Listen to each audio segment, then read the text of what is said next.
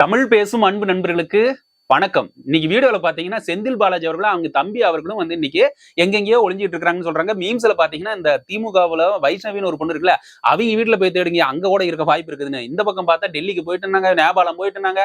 அதுக்கு இடையில முக்கியமான ஒரு விஷயம் வந்து நோட்டீஸ் அனுப்பிச்சிருக்காங்க. அந்த நோட்டீஸை கேட்டீங்க, அப்பா இதுக்குமாயா இது பண்ணிட்டு இருக்காங்க அப்படின்னு சொல்லிட்டு அதை பத்தி ஒரு சின்ன இன்ஃபர்மேஷன், சின்னது இல்ல, அது பெருசாவே பேசிட்டு இருக்காங்க. அதை பத்தி டீட்டெயிலா பார்ப்போம். அவங்க எங்க இருக்காங்க, ஏது என்ன அப்படிங்கிற டீட்டெயில்ஸ். அதுக்கு அடுத்தது பாத்தீங்கன்னா 100 கோடி நினைக்கிறேன், 100 கோடிக்கு மேல ஊழல் அப்படின்னு சொல்லிட்டு இது மாரிதாஸ் அவர்கள் பேசினாங்க. ரைட்டு. ஆனா அது உண்மையா அப்படின்னு சொல்லிட்டு நம்ம ஃப்ரெண்ட்ஸ் சர்க்கிளையும் நம்ம கட்சி தொண்டர்கள்கிட்டையும் நம்ம நிர்வாகிகிட்டையும் கேட்கும் போது ஒரு விஷயம் வந்து புலப்பட்டது. ஆம் அப்படின்ட்டு. என்ன ஆம், டீட்டெயிலா இந்த வீடியோக்குள்ள பார்ப்போம். உண்மையிலுமே 100 கோடி ஊழல் வந்து வழக்கறிஞர்கள் நம்ம இவங்க இருக்காங்க, லாயர்ஸ் வந்து நம்ம அரசு தரப்பு வழக்கறிஞர்கள் வேணும் இல்லையா, அவங்கள வந்து நியமனம் பண்ணதுல ஊழல் நடந்துச்சு. அது வந்து நம்ம தமிழக வெற்றி கழகத்திலும் பங்கு இருக்குதா அப்படின்னு கேட்கும் போது அந்த ஆமுங்கிற ஒரு பதில் வருது. அதை பத்தி டீட்டெயிலா இந்த வீடியோக்குள்ள பார்ப்போம். இதை முடிச்சுட்டு அதுக்கு அப்படியே கொஞ்சம் அந்த பக்கம் போனீங்கன்னா என்ன குதிரை பேரம் பேசினாங்க அப்படின்னு சொல்லிட்டு இன்னொருத்தர் வந்துட்டாருங்க. நம்ம தமிழக வெற்றி கழகத்தில் இருந்து வைகுண்டம் தொகுதியில் இருக்கிற எம்எல்ஏ செலக்ட் ஆயிருக்காரு இல்லையா, அந்த எம்எல்ஏ இன்னைக்கு வந்து அப்படியே போட்டு உடைச்சு விட்டாரு. ஏப்பா உங்களுக்கு வேலையே இல்லையாயா? ஏயா ஒரு கட்சி வந்து கஷ்டப்பட்டு வந்து இருக்குது, மக்கள் வந்து ஆதரவோட வந்திருக்குது, உங்க இருந்து இப்படி வந்து குதிரை பேரம் பேசி அவங்களை இழுக்கிறது வந்து ஒரு கேவலமா இல்ல? இல்ல கேக்குறேன், கேவலமா இல்ல?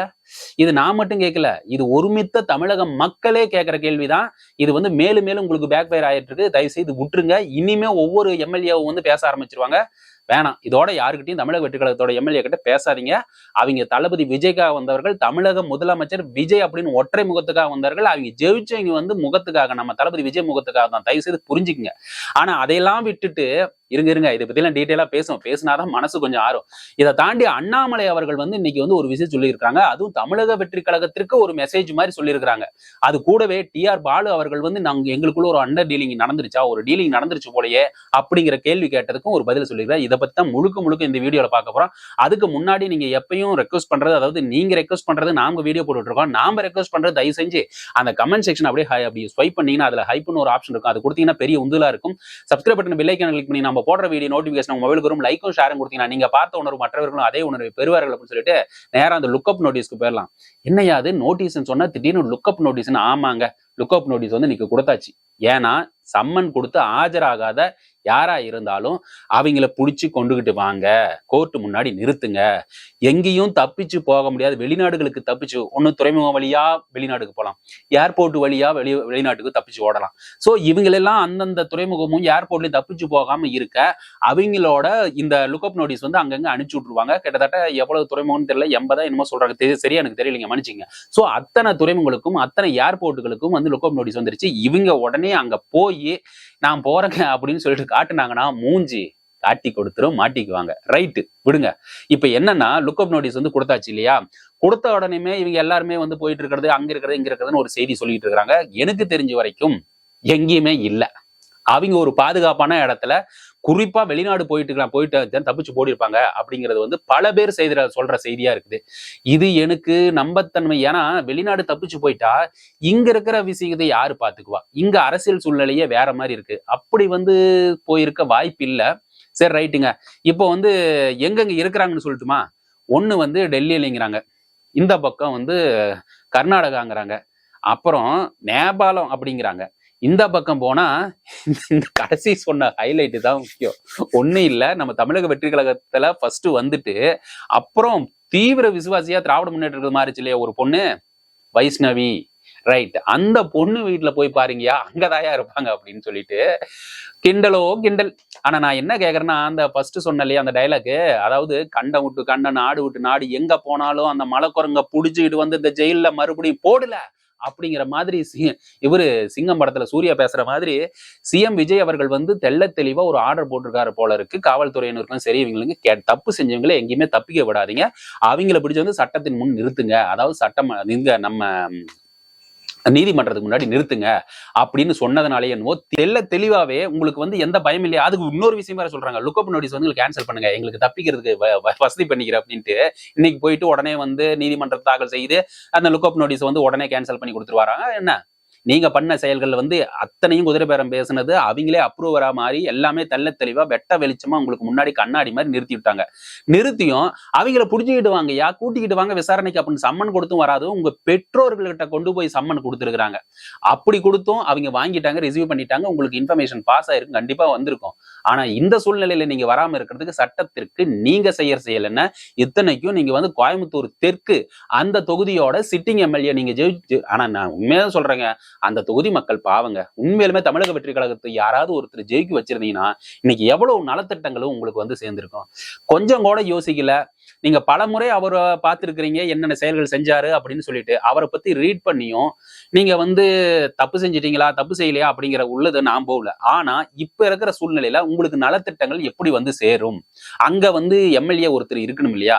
அவரோட நிலைமையை இப்ப பரிதாபத்துக்குரிய அங்க போகவும் இங்க போகவும் இருந்துகிட்டு இருக்காரு. உங்களுக்கு எப்படி நலத்தை? அதனாலதான் சொல்றேன், ஒருத்தரை வந்து நீங்க ஓட்டு போடுறதுக்கு முன்னாடி அவர் யாரு, நல்லவரா கெட்டவரா, அவரு மக்களுக்கு என்ன சேவை செஞ்சிருக்காரு, இல்ல அவரோட அக்கௌண்ட்ல எவ்வளவு பணம் போயிருக்குது, இல்ல மக்களுக்கு வந்து எவ்வளவு வந்து பணமா டிஸ்ட்ரிபியூட் பண்ணிருக்காரு, இது மாதிரி விஷயங்கள் நலத்திட்டங்களை இது எல்லாத்தையுமே நீங்க ஒரு பகுப்பாய்வு செஞ்சு ஓட்டு போடணுங்கிறது தான் ஒட்டுமொத்த, அதாவது சமூக ஆர்வல் எவ்வளவு யாரெல்லாம் வந்து சமூகத்தின் மீது அக்கறை கொண்ட அத்தனை பேர் சொன்ன விஷயங்களை நீங்க வந்து காது கொடுத்து கேட்கணுங்கிறது. அப்படி இல்லைன்னா இப்படிதான்.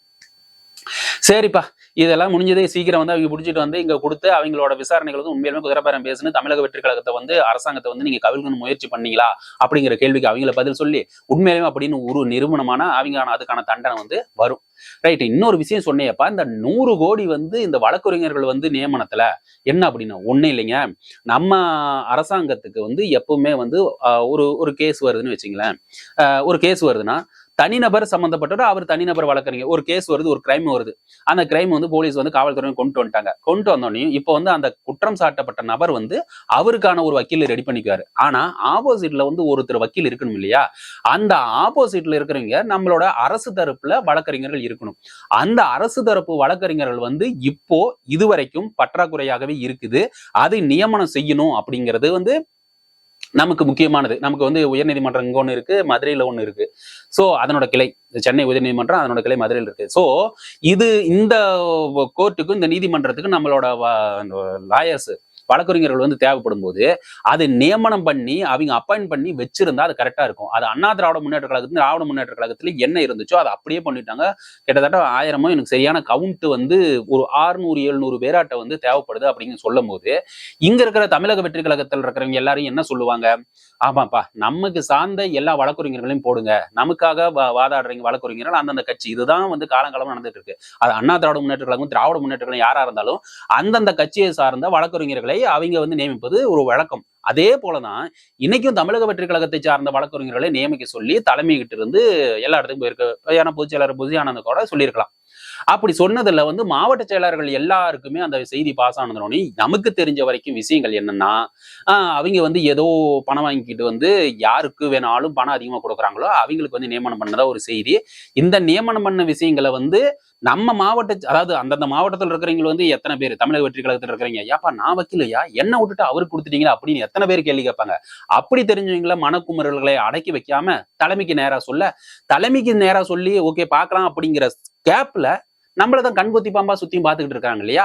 அவங்க உடனே கண்டுபிடிச்சு, அப்பா இங்க பாருப்பா, இந்த ஆளு வந்து இந்த மாவட்டத்துக்கு வந்து ஒரு 10-15 லட்ச ரூபா வழக்கறிஞரை நியமிக்க வாங்கிட்டாரு, அந்த பக்கம் 5 லட்சம், இங்க 5 லட்சம், இங்க 50 லட்சம் 30 லட்சம் அப்படின்னு சொல்லிட்டு வழக்கறிஞர்களை தன் கட்சியை சார்ந்து கொடுக்காம அப்படியே தன் கட்சியை சார்ந்து வழக்கறிஞர்களை நியமிக்கணும்னா இவ்வளவு பணம் கொடுத்து வழக்கறிஞர்களை பாதி பேர் போட்டதாகவும், மீதி இருக்கிற எல்லாருமே வந்து மற்ற கட்சிகளையும் ஏற்கனவே இருக்கிறவங்களும் பணம் கொடுத்து இப்படி நியமனம் பண்ணதுல ஊழல் 100 கோடி கிட்ட வந்திருக்கு அப்படின்னு சொல்லிட்டு ஒரு செய்தி வந்து வருது. அப்படி வரும்போது இதெல்லாம் வந்து தலைமைக்கு தெரியாது இருக்குமா அப்படிங்கும்போது ஆம், தலைமைக்கும் தெரியுது. அவங்களுக்கு தலைமைக்கு தெரியாமையே மாவட்ட செயலாளர்கள் செய்த குளறுபடியால் இவ்வளவு ஒரு பிரச்சனை வந்திருக்குது அப்படின்னு தெரிஞ்சோன்னு தலைமை வந்து மூடு அப்செட் ஆயிடுச்சு. சோ அதுக்கான இனம் கண்டு யாரெல்லாம் என்ன செஞ்சாங்க அப்படின்னு தூக்கி எரிஞ்சிட்டு இந்த யாரெல்லாம் கஷ்டப்பட்டு பண்ணிட்டு இருக்காங்க இல்லையா? உதாரணத்துக்கு சொல்லணும்னா நிறைய பேருங்க சமூக ஆர்வலர்கள் நிறைய பேர் இருக்கிறாங்க. தமிழக வெற்றி கழகத்திலேயே நிறைய பேர் சேவை செஞ்சுட்டு இருக்காங்க. நமக்கு வந்து தளபதி விஜய்ன்னு சொல்லிட்டு அவங்க எல்லாம் தூக்கி போடலாம். உங்களுக்காவதாயா கத்திக்கிட்டு இருக்கிறாங்க அத்தனை பேருமே, இன்க்ளூடிங் மீ. ஏதாவது நான் உட்பட விர்ச்சுவல் வாரியர்ஸ் அத்தனை பேருமே சேர்ந்து பல வேலை பிரச்சனை இருந்தாலும் அவ்வளவு ப்ரெஷர், டிப்ரெஷன் இது எல்லாத்தையும் தாண்டி தளபதி விஜயோட செயல்கள் யாராச்சும் வந்து அரசாங்கத்தை பத்தி தவறா சொல்றாங்களா, வேணும்னே வதந்தி பறக்குறாங்களா, வதந்தி பரப்புனாலும் அதுக்குள்ள இருக்கிற உண்மைத்தன்மை என்ன அப்படின்னு தேடி பிடிச்சி அதனோட உண்மையை கொண்டாந்து ஒரு 4-5 மக்களுக்கு வியூஸ் போகல பாக்குற 100 பேரா இருந்தாலும் அந்த 100 பேருக்கும் காட்டுறது முதன்மையாக ஒரு செயலா செஞ்சுட்டு இருக்கிறது விர்ச்சுவல் வாரியர்ஸும் அந்த நம்மளுடைய ஐடி அத்தனை பேருமே அவ்வளவு கஷ்டப்பட்டு செஞ்சுட்டு இருக்காங்க. ஆனா நீங்க ஈஸியா யாரோ ஒருத்தருக்கு வந்து நம்மளுடைய கட்சியை வளர்க்கறது, நம்மளுடைய கட்சி சார்ந்தவர்களுக்கு வந்து ஒரு பொருளாதார ரீதியா ஏற்படுத்தி கொடுக்காம அவங்களுக்கு ஒரு ஜாப் வந்து அப்பாயிண்ட் பண்ணி கொடுக்காம நீங்க உங்களோட சுயலாபத்துக்கு பண்றீங்கன்னா தளபதி விஜய், முதலமைச்சர் விஜய்க்கு வந்து கோபம் வருமா வராதா? சோ அதனால இனம் கண்டு அத்தனை மாவட்ட செயலாளர்களையும் ஒருவேளை உண்மையாக நிரூபிக்கப்பட்டால் அது வந்து எடுக்கணும், களை எடுக்கணும். யாரெல்லாம் கஷ்டப்படுறாங்க, உண்மையிலுமே யாரை உழைக்கிறார்கள் அப்படிங்கிற ஒரு விஷயத்தை மட்டும் தயவு செய்து இது தலைமைக்கு தெரிவிக்கணும் அப்படிங்கிறத நம்மளோட இருக்குது. நீங்க பாக்குற நீங்களும் வந்து இது மாதிரி வீடியோஸை ஷேர் பண்ணி இப்படி எல்லாம் செய்தி வருது, உண்மையை கண்டுபிடிங்க. அப்படி கண்டுபிடிச்சு எவ்வளவுலாம் கஷ்டப்பட்டு இருக்காங்க அவங்களுக்கெல்லாம் இது கொடுங்கய்யா, ஒரு வாய்ப்பு கொடுங்கய்யா அப்படிங்கிற மாதிரி நீங்க சொல்லணும் அப்படிங்கிறதா நம்ம ரெக்வஸ்ட். சரியா, இவ்வளவு கஷ்டத்தையும் இவ்வளவு பேச்சுகளையும் பேசி நமக்கு என்ன தொண்டை தண்ணி வத்தி இது பண்ண முடியாது. ரைட்டு, இந்த பக்கம் வந்தா இன்னொருத்தர் வந்து குதிரை பேரம் வந்து இப்ப நடந்துச்சுன்னு சொன்னீங்க இல்லையா, எங்க இளையராஜாவை என்னமோ இந்த பக்கம் ஊத்தங்கரை சைட்ல வந்து அவர் பண்ண விஷயத்துலதான் நீ செந்தில் பாலாஜி அவர்களும் அசோக்குமார் அவர்களும் அங்கேயும் காடு விடு அப்படின்னு சொல்லிட்டு அலைஞ்சிக்கிட்டு இருக்கிறாங்க.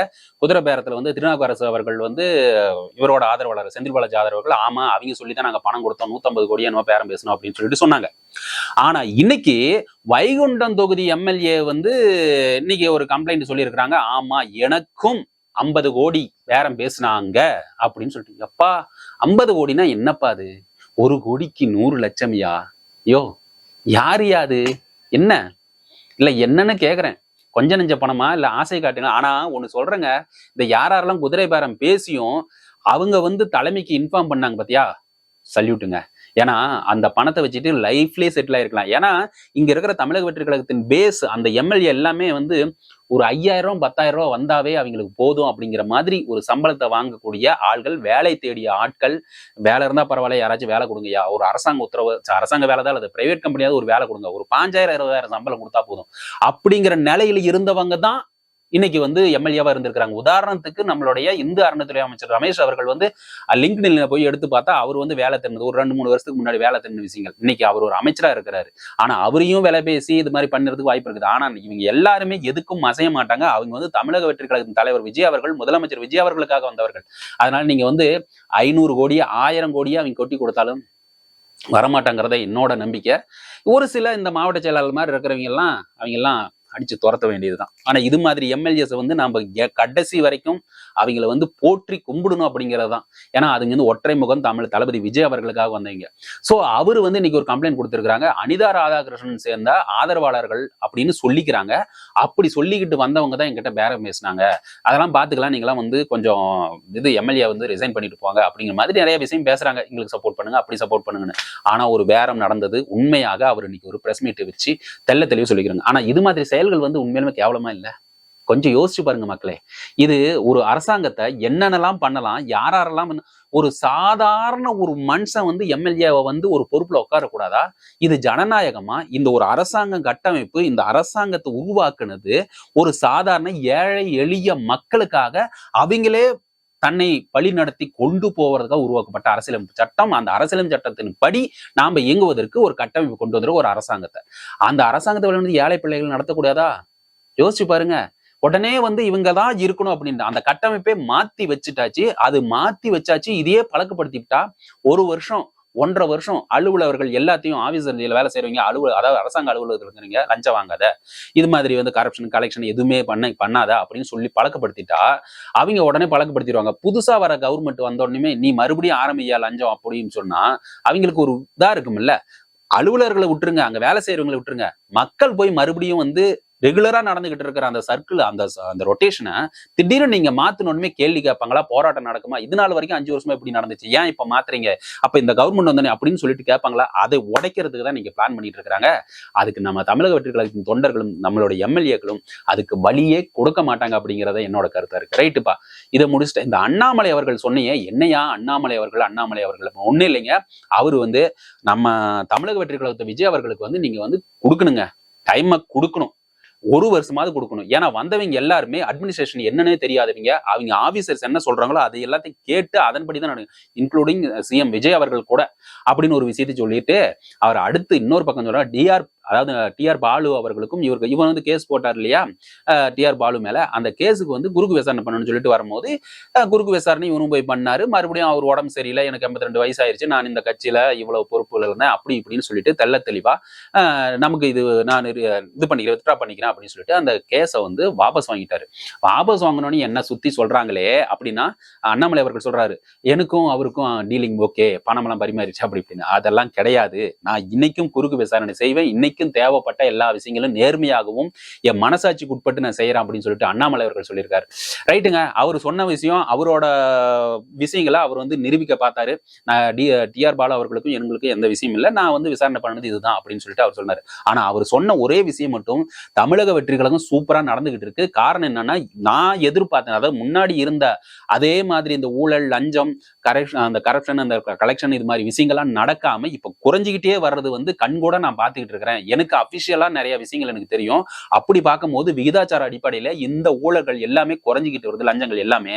அதனால இது ஒரு சந்தோஷப்பட வேண்டிய விஷயம். இது கூடிய ஒரு 2 மாசத்துக்குள்ள இவ்வளவு செயல் நடந்திருக்குதுன்னா இவங்களுக்கு 1 வருஷம் டைம் கொடுத்தாவே இன்னும் நிறைய செய்வாங்க. அதனால இவங்க நல்லபடியா செய்யட்டும். அப்படி செஞ்சா அவங்களை போய் மீட் பண்றதும் அவங்களுக்கு ஆதரவு தெரிவிப்பதும் நம்மளோட முக்கிய கடமையா இருக்குது அப்படின்னு சொல்லிட்டு ஒரு விஷயத்த சொல்லியிருக்காரு. இது மாதிரி நல்ல மனுஷங்கள்லாம், இது நல்ல மனுஷனை தாண்டி யாரா இருந்தாலும் ஒரு நற்செயலை செய்யும் போது அதுக்கு உண்மையிலுமே எதிர்த்தரப்பு அவங்க உண்மையிலுமே அதாவது வெண்மை மனம், அதாவது வெள்ளை மனசு கொண்டவங்க எல்லாருமே மக்கள் நலன் சார்ந்த விஷயங்களை திங்க் பண்ற ஒவ்வொருத்தருமே அதை பாராட்டதான் செய்வாங்கன்னு சொல்லிட்டு இந்த வீடியோ இதோட முடிச்சுக்கிறேன். மறக்காம இது வரைக்கும் வீடியோ பாத்தீங்கன்னா லைக்கும் ஷேரும் கொடுத்தீங்கன்னா நீங்க பார்த்த உணர்வு மற்றவங்க அதே உணர்வு பெறுவார்கள். Subscribe button bell icon click பண்ணி நம்ம போடுற வீடியோ நோட்டிபிகேஷன் மொபைல் வரும்னு சொல்லிட்டு விடைபெறுகிறேன். நன்றி, வணக்கம்.